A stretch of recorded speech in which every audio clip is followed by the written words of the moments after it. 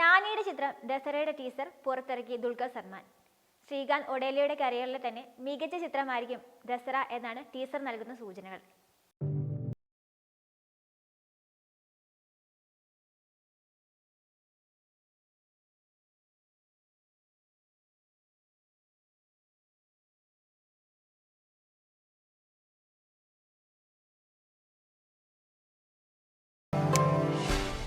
സിനിമകൾ ഭാഷയുടെ അതിർവരമ്പുകൾ തകർക്കുന്നു. ഇത് കൈകാര്യം ചെയ്യുന്ന വിഷയം വലിയൊരു വിഭാഗം പ്രേക്ഷകരുമായി ബന്ധിപ്പിക്കുന്നുവെങ്കിൽ സിനിമ ഒരു പാൻ ഇന്ത്യൻ ചിത്രമായി തന്നെ അംഗീകരിക്കപ്പെടും.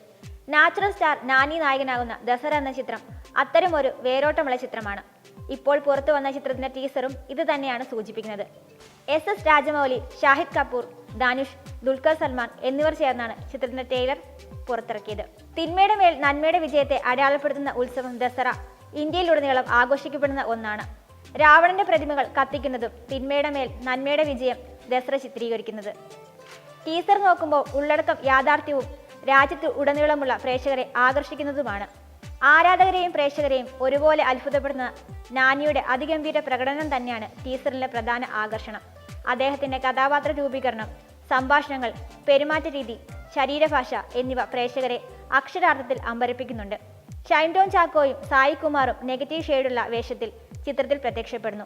കീർത്തി സുരേഷാണ് ചിത്രത്തിൽ നായിക കഥാപാത്രമായി എത്തുന്നത്. ദസറ തെലുങ്ക്, തമിഴ്, കന്നഡ, മലയാളം, ഹിന്ദി ഭാഷകളിൽ മാർച്ച് 30 ഒരേ സമയം റിലീസ് ചെയ്യും. Entertainment desk, you talk.